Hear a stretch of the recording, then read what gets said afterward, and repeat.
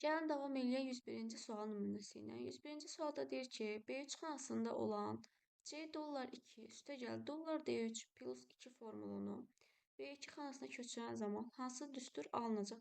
Baxıram ki, burada sütunda hər hansısa bir dəyişiklik yoxdur. Yəni B sütunudur, burada da B sütunudur. Onun üçün məndə C olduğu kimi qalacaq. Sətrin qarşısında dollar olduğu üçün burada C dollar 2 olduğu kimi qalır. Hər hansısa formada dəyişiklik olmayacaq. Baxıram ki, sətirlər üzrə 3-dən 2-yə azalıb. Yəni, bir sətir azalıb. Burada dollar D olduğu kimi qalacaq və 3-ün bir vahid azalacaq. Olacaq dollar D 2. Yəni, düzgün cavab variantı C dollar 2 üstə gələk dollar D 2. Deməli, bir də üstə gələk bu da sərbəst həddim olduğu kimi qalacaq. Nəticədə düzgün cavab olacaq C dollar 2 üstə gəl dollar D2 plus 2 C variantı. 102-ci sualda deyir ki, B13 xanasında olan bu düsturu B12 xanasına köçürən zaman yenə baxıram ki, sütun üzrə hər hansısa bir dəyişiklik yoxdur. Dəyişikliyim yalnız sətir üzrədir. Yəni, sətrin bir vahid azalıb. Mən də burada gedəcəm, sətirlərdə hansının ki, qarşısında dollar işarəsi yoxdur, həmin sətirləri bir vahid azaldacam. Onda burada dollar var. C dollar 12 olduğu kimi qalacaq. Üstə gəl dollar D 13-ü bir vahid azaldıb eləyəcəm 12 üstə gəl 2. Nəticədə 102-də düzgün cavabım deməli C dollar 12 üstə gəl dollar D 12 plus 2 düzgün cavabım olacaq Y variantı. 103-cü sualda B2 Y8 H2 H11 diapazonuna neçə sütun daxildir? Sadəcə sütun sayı soruşur. B-dən Y-yə getdikcə deməli B, C, D, Y. Burada baxıram ki, mənim 4 dənə sütunum var. H-dan elə H-dır burada. Hər hansısa bir formada sütuna getmir. Burada da bir dənə sütunum var. Və bunları cəmləsəm mənə verir 5 dənə sütun. Yəni, düzgün cavabım olacaq 100 üstə C variantı. Daha sonra baxsam 104-cü suala. B1 oyğuna belə bir düstur yazıblar. C2 oyğuna köçürən zaman baxıram ki, B1-dədir. C2-yə gedən zaman B-dən C-yə mənim sütunum da bir vahid artıb. Sətirim də bir vahid artıb. Yəni, bərabərdir. 2 vuraq. Burada sütunun qarşısında dollar var deyə dəyişməyəcək. 2 vuraq dollar A. Sətirim də bir vahid artacaq. 2 vuraq dollar A. 2. Nəticədə düzgün cavabım olacaq 104-də B variantı. Daha sonra baxsam 105-ci suala. Deyir, düzgün olmayan düsturu göstərin. Variant olaraq baxsaq, elə A variantı baxıram ki, düzgün deyil. Çünki bu formada bölmədən istifadə etmirik. Bölmə bu formada yazılır Excel-də. Onun üçün elə yanlış olan A variantıdır. B-də problem yoxdur, C-də problem yoxdur, D-də, Y-də bir problem yoxdur. Daha sonra 106-cı sualda deyir ki, bu xanalardakı qiymətlərin cəmini C6 xanasına yazılması üçün düstur sətrinə yazmaq lazımdır. Bilirik ki, cəmləmə deyirsə, bizə lazımdır sum funksiyası. C2, C3, C4, C5. Yəni, C2, C5 diapazonu götürəcəm. D7, bir də D9 diapazonu götürəcəm. Y12-ni də ayrıca vergü ilə götürəcəm. Baxıram ki, bu formada olmaz.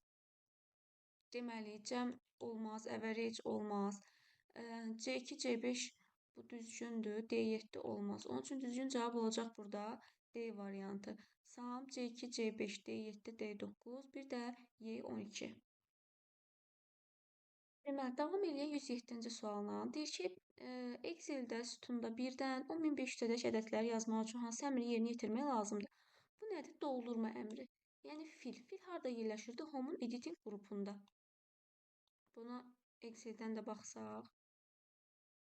Deməli, Home-da gəlsəm editing qrupuna. Burada fil doldurma əmri var. Bu əmr vasitəsilə baxın, yəni doldura bilərəm. Bunun üçün düzgün cavab olacaq C variantı. 108-ci sual. View zoom bölməsində maksimum miqyas nə qədərdir? Bilirik ki, Excel-də maksimum miqyas 400%-dir. Daha sonra 109-cu sual.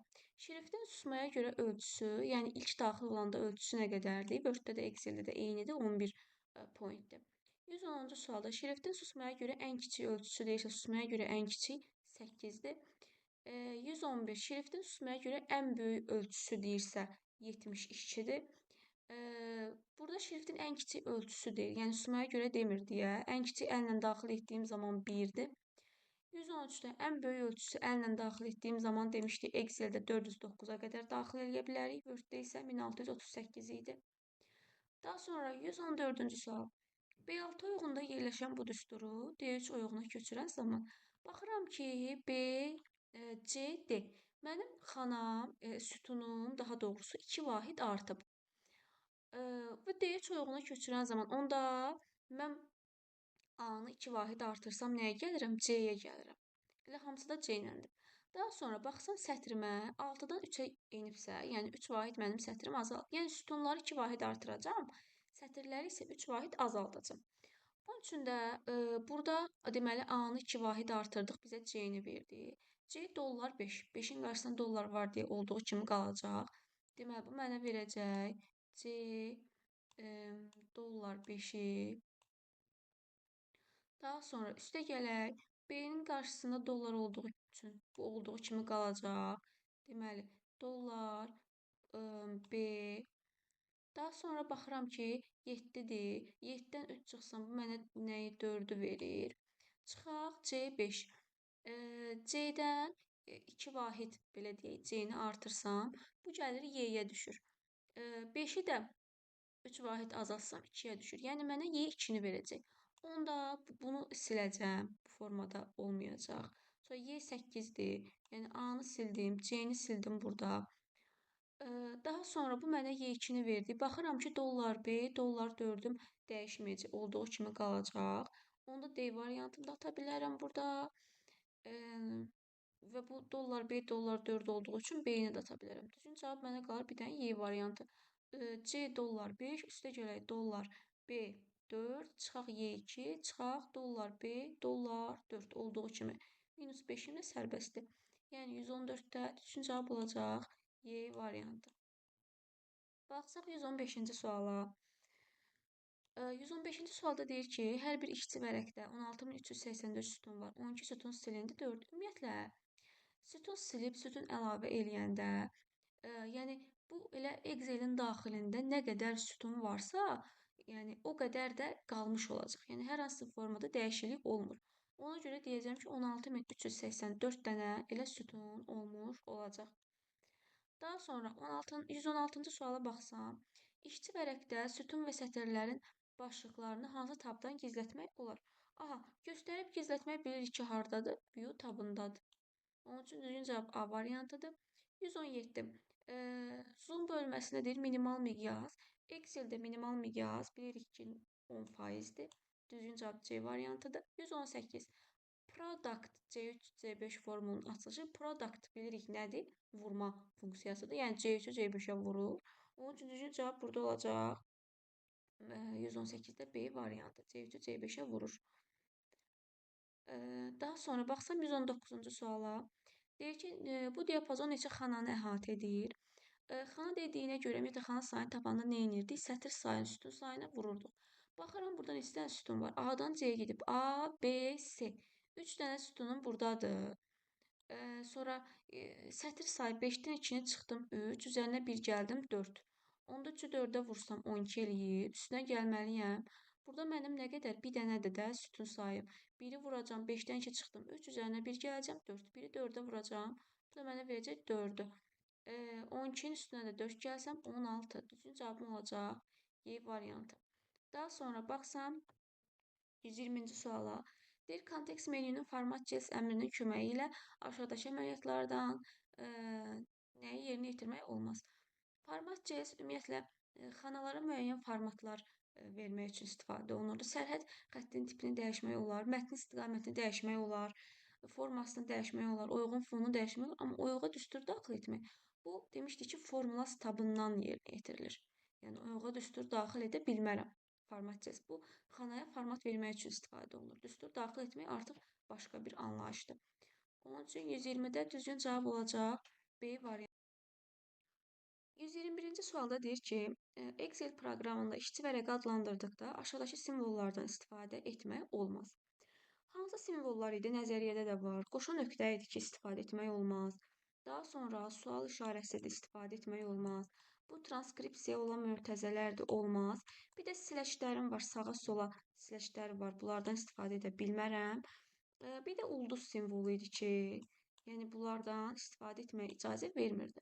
İndi burada baxıram ki, elə A variantında verib Mörtəzə, bir də siləş. Elə bunların heç birindən istifadə edə bilmərəm. Düzgün cavab A variantıdır. 122-ci sual. B2, B9 diapazonunda sətirlərin sayını istəyir bizdən. 9-dan 2 çıxsam 7, üzərinə 1 gəlsin 8. Deməli 8 dənə sətir var. 123-cü sual. Exceldə işçi vərəqə adlandırmaq üçün maksimum neçə simvol lazımdır? Nəzəriyyədən də bilirik ki, 31 dənə simvol lazımdır.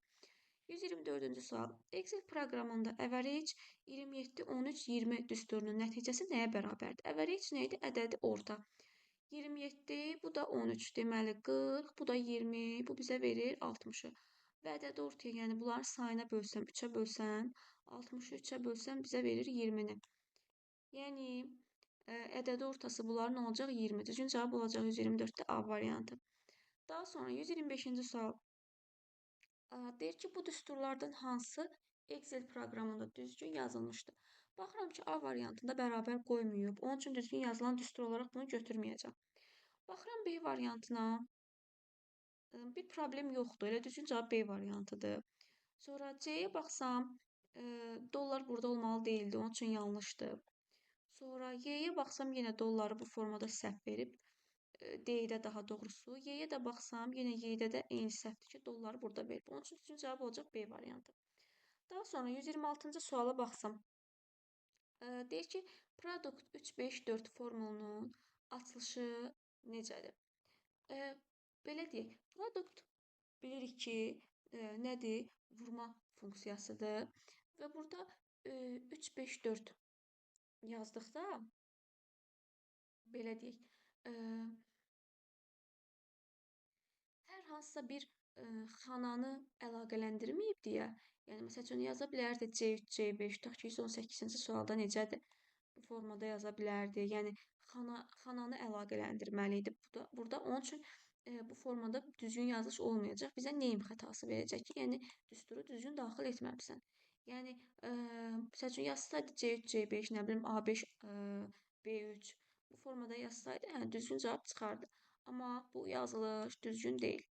Onun üçün düzgün cavab olacaq 126-da D variantı. 127-ci sual. Excel-də deyir oyuğu və ya oyuqlar qrupunu formatlaşdırmaq hansı əmrlə yerinə yetirir? Hansı əmrlə yerinə yetirilir? Home tabının CES qrupunda format əmri ilə daxil olub baxsaq. Home-da CES qrupu var. Baxın, bu format əmri ilə mən buradan yerinə yetirə bilərəm. Onun üçün düzgün cavab olacaq 127-də C variantı. Daha sonra baxsam 128-ci suala. Excel-də deyir B2, D5 diapazonu neçə oyuğu, neçə xananı əhatə edir? Xana dediyi üçün sütun sayını sətir sayına vuracağam. B, C, D. Baxıram ki, 3 dənə burada sütun var. 3-ü vurmalıyam 5 çıx 2 plus 1-ə, yəni 4-ə. 3-ü də 4-ə vursam bizə verir 12. Düzgün cavab olacaq Y variantı. 129-cu sual. Aşağıdakı ünvanlardan hansı mütləq ünvandır? Mütləq ünvan necə idi? Biz demişdik ki, sətrin də, sütunun da qarşısında mütləq dollar işarəsi olmalıdır. A variantı olmaz, B variantı olmaz, C variantı diyesi də olmaz. D variantında da bu dollar işarəsini fərqli verib, yanlış verib. Yəni olmaz, sətrin əvvəlində olmalı idi. Baxıram Y variantına, Y variantında bir problem yoxdur. Düzgün cavab olacaq 129-da Y variantı. 130. Hansı düymədir nisbi ünvanlaşmanın mütləqə dəyişir? Bilirik ki, F4 düyməsidir. Nəzəriyyədə də var. Deməli, F4 düyməsi nisbi ünvanı mütləq ünvana çevirən düymədir. Daha sonra 131-ci sualda elektron cədvəlin əsas elementi hansıdır? Elektron cədvəlin əsas struktur elementi bilirik ki, nədir? Xanadır. 132-ci sual. Excel-də düzgün yazılmış ünvanı göstərin deyir. 2A bu formada sətir, daha sonra sütun yazıla bilməz. A2 olsaydı doğru olardı. Sonra A3C2 burada əvvəlcə belə deyək, sütunları verməli idi. Məsələn AC3-2 bu formada olsaydı doğru olardı. Yəni burada A3 A'dan sonra 3 verdiyi üçün daha sonra da baxın sütun gəldi. Onun üçün düzgün yazılış olmayacaq. B3D bu ümumiyyətlə yanlışdır. D variantında yenə T7 bu da yanlışdır, düzgün olmayacaq. Amma Y variantına baxın. H, Y, daha sonra da sətirləri yazıb. Yəni əvvəlcə sütunlar, daha sonra sətirləri yazıb. Onun üçün Y variantı düzgün yazılışdır. 133-cü suala baxsam, deyir ki, bu diapazonda neçə xana daxildir?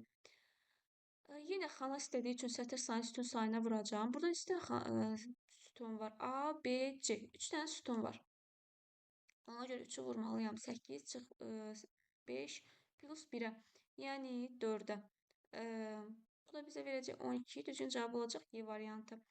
Product C3, C5 formunun açılışı. Baxın, product bu formada yazılır. Yəni vurma funksiyası C3-ü C5-ə vuracaq. Və burada baxıram ki, diapazondur. Yəni vergül deyil. Diapazon olduğu üçün C3 vur C4, vur C5.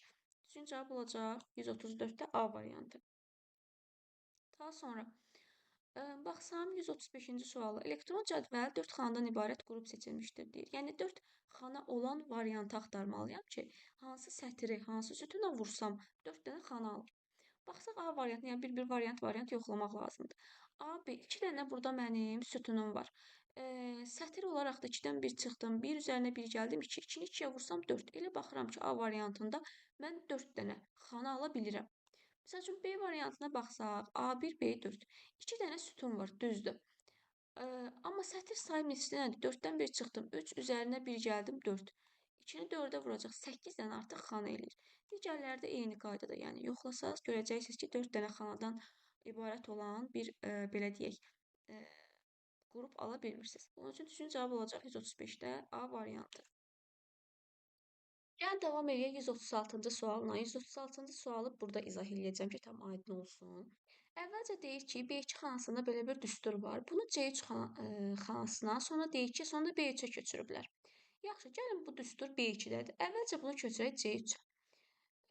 C3-ə köçürsəm, baxın C3-də nə alınacaq?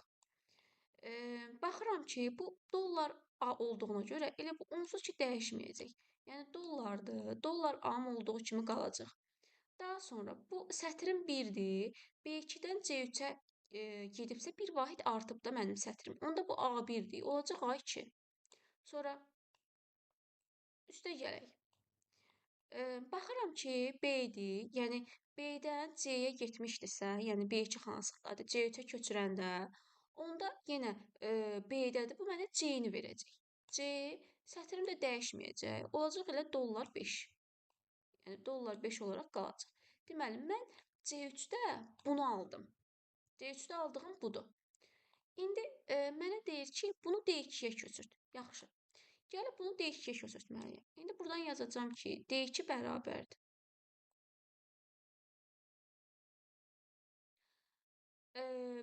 Deməli, C-dən D-yə gedib. Bir vahid mənim sütunum artıb. 3-dən 2-yə gedəndə sətrim bir vahid azalıb. Onda zaten A-nın qarşısına dollar var da.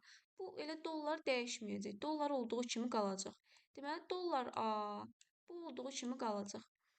2-dir. 2 bir vahid azalacaq, olacaq 1. Üstə gələk. Deməli, bu C-dir. C-dən də nəyə gedəcək? C-dən D-yə gedibsə, elə burada da C-dən D-yə gedəcək. Yəni bu mənə verəcək D. Dollar olduğu üçün burada dollar 5-i verəcək. Daha sonra bunu deyir nəyə köçürt? D2-yə köçürtdük. Sonra deyir ki, bunu köçürt B3-ə. Yaxşı, indi bunu köçürdək B3-ə. B3-ə köçürsəm, nə verəcək bu mənə? D-dən B-yə. Yəni C-B.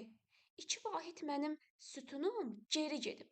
Onda burada dollar var. Yəni bu onsuz ki heç bir halda dəyişməyəcək. Dollar A-mız olduğu kimi qalacaq.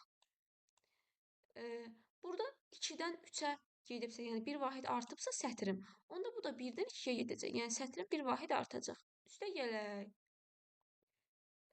D-dən burada B-yə gəlibsə, elə burada da eyni formada C-B. D-dən B-yə gələcək. Dollar 5-im də olduğu kimi qalacaq. Və salam. Və burada bizə deyirdi ki, düstur hansı xanalara istinad edir? Deyərəm ki, düstur A2 və B5 xanasına istinad edir. Nəticədə burada mənim düzgün cavabım olacaq 136-da C variantı. Və salam. Baxsam 137-ci suala. 137-də deyir ki, A3 oyğunda yerləşən C2 dollar deyil, dollar 4 düsturunu B2 oyğuna köçürsək. Bu hissəm olduğu kimi qalacaq. Yəni bu hissədə bir dəyişiklik yoxdur. Sadəcə mən C2-ni dəyişdirməliyəm. A3-də də B2-yə köçürsəm, A-dan B-yə sütunun bir vahid artıb. Sətrimi isə 3-dən 2-yə bir vahid azalıb. Yəni sətrim azalacaq olacaq 1. C-ni də bir vahid artırmalıyam, eləməliyəm D. Yəni D1 vuraq dollar D, dollar 4. Bu da hardadır? Düzgün cavab Y variantındadır. Aha, daha sonra baxaq 138-ci suala. Deyir ki, funksiyada sum düsturu əvəzinə summary yazılarsa, hansı səhv haqqında məlumat çıxır? Yəni bu xətadır da. Sum yazmalı, summary adın düzgün daxil eləməyibsə, bu mənə ad xətası, yəni name xətasını verəcək. Onun üçün düzgün cavab olacaq 138-də D variantı. 139-a baxsam, A5 xanasına fakt -5 yazısı deyir yazıldı. A5 xanasında hansı yazı görsənəcək? Baxın, -5 belə deyək də, biz bunun faktorialını tapırıqsa, bura bir müsbət ədəd yazılmalı idi. Bunun üçün nə xəta, yəni ədəd xətası çıxacaq. Bu da nə idi? Nam xətasını verirdi bizə. Onun üçün 139 olacaq C variantı. 140-a baxsam, deyir Excel proqramında number lent qrupu hansı lent tabında yerləşir? Bu sualların birinin də içində var. Number yerləşir home-da. Yenə bir dəfə də daxil olub baxsaq. Home-da baxın number burada yerləşir. Yəni düzgün cavab olacaq 140-da D variantı. Davam eləyək 141-ci sualına. 141-də deyir ki, hansı mütləq ünvandır? Mütləq ünvan bilirik nə olmalıdır? Mütləq dollar işarəsi olmalıdır. Bu olmaz. R1, C2 bu da olmaz. Ümumiyyətlə bu yazılış düzgün deyil. Bu DS-də olmaz. Təkrar sualda səhv etmirəmsə. Sonra B2, B dollar. Bu formada da yazılış düzgün deyil. Yəni ümumiyyətlə dollar burada olmaz. Səhvdir. Dollar A, dollar 5 bir problem yoxdur. Yəni düzgün cavab olacaq Y variantı. 142. Excel-də aşağıdakı ünvanlardan hansı mütləq ünvandır? Yenə eyni qaydada baxın, dollar D, dollar 5 düzgün cavab olacaq D variantı. Davam eləyək 143-cü sualına. 143-də deyir ki, hansı düzgün yazılmış bir düsturdur? Bilirik ki, düsturları daxil etdiyimiz zaman mütləq bərabər işarəsi olmalıdır. Onun üçün bərabər yoxdur, siləcəm. B variantında ümumiyyətlə bu formada yazılış doğru deyil. Bunu da siləcəm. Sonra baxsam D variantına C9 plus 2 vuraq. Bura qədər doğrudur, bir problem yoxdur. Amma D böl 4, yəni D tək yazıla bilməz. Bu yanlışdır. D4 böl nəsə ola bilərdi. Amma bu formada yazılış yanlışdır. Onun üçün D variantını da götürməyəcəm. Y variantına baxsam da 7K yazılmaz. 7K yəni səhvdir. Əvvəlcə sütun olmalı idi. K 7 ola bilərdi məsələn. C variantına baxsam K 17 bölək K 8 bir xanı başqa bir xanaya bölüb bu qüvvət işarəsində problem yoxdur. Plus 15. Yəni C variantı düzgün olmuş olacaq. Baxsam 144-cü suala B üçün uyğunda olan bu düsturu B12 oyuğuna köçürsək, baxıram ki, B13-dədir. Sütun üzrə bir dəyişiklik yoxdur. Bu da B-dir, bu da B-dir. 13-dən 12-yə gedib, bir vahid sətrim azalıb. Onda burada sütunum zaten dəyişməyəcək. Sətrin də əvvəlində dollar işarəsi var deyə sətrim də dəyişməyəcək. Yəni C dollar 12 olduğu kimi qalacaq. Üstə gəl, dollar D, 13-ü bir vahid azaltsam olacaq 12. Deməli, C dollar 12, üstə gəl dollar D 12. C dollar 12 üstə gəl dollar D 12 plus bu da sərbəstliğimdə olduğu kimi qalacaq. Düzgün cavab olacaq 144-də D variantı. 145-ə baxsam, bu diapazona deyir neçə sütun daxildir. Baxıram ki, 4 dənə buradadır, amma burada da B, C, D, Y. Yəni hər ikisində ortaq olanlar var. Yəni hər ikisində ortaq olanlar olduğu üçün mən burada hərəsindən birini götürməliyəm. Hamısını götürə bilmərəm. Onda A-dan D-yə yazsam, burada mənə nə verir? Baxın, A, B, sonra C, bir də D-ni verir. Sonra gəlsəm bunun üçün yazsam, deməli B, C, D, bir də Y-ni verir mənə. Baxıram ki, burada A-nı götürəcəm. Deməli, A-nı götürəcəm. Bir problem yoxdur. B ortaqdır. Götürməyəcəm. Üstünə xətt çəkəcəm. Yəni, birini götürəcəm də. Yəni, birini götürəcəm. Hər ikisini götürə bilmərəm.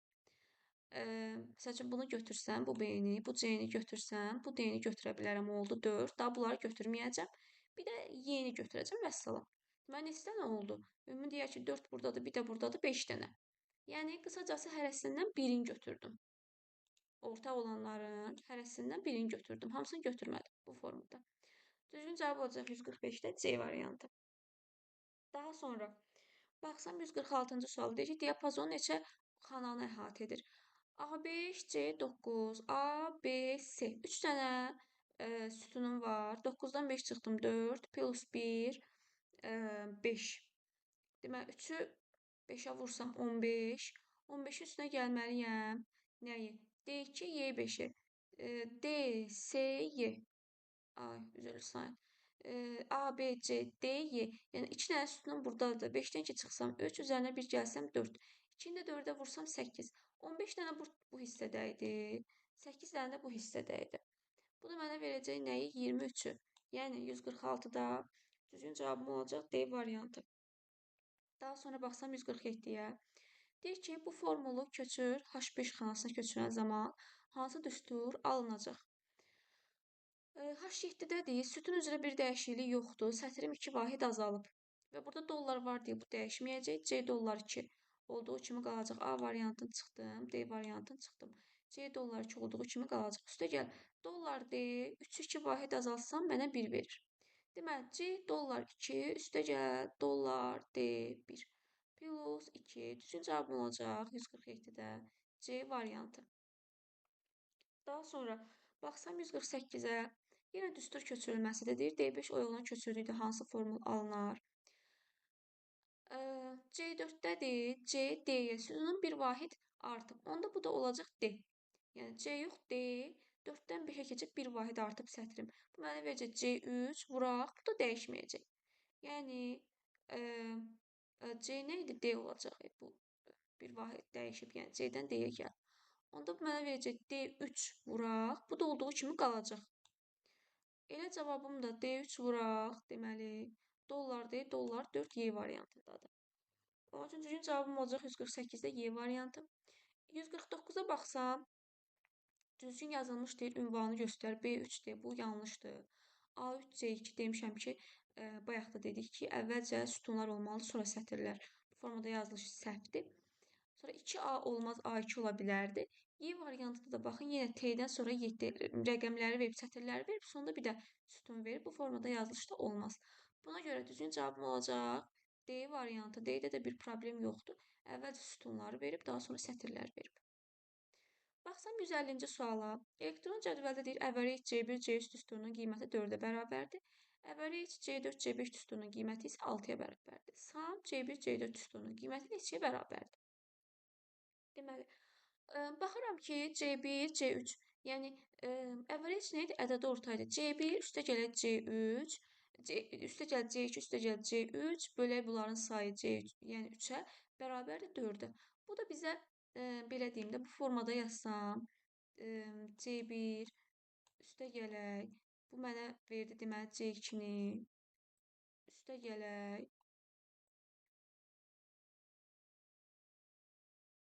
C3. Bunu böləcəm 3-ə, yəni sayına. Bərabərdir, deyir nəyə bərabərdir düsturun qiyməti 4-ə. Onda buradan C1, C2, C3-ün nəticəsi mənə nə verər? Deyərsiniz ki, 12-ni verər. 3-ü 4-ə vursam, bu hissənin nəticəsi mənə verəcək 12. Sonra da deyir ki, C4, C5 düsturunun nəticəsi 6-ya bərabər. Yəni C4 plus C5 bölək 2 bərabərdir 6. Onda 2-ni də 6-ya vursam 12 eləyir. Yəni 12 üstə gələk 12. Bunların da cəmini istəyir məndən, samını istəyir. 12 plus 12 bu da mənə verir 24. Düzgün cavab olacaq C variantı.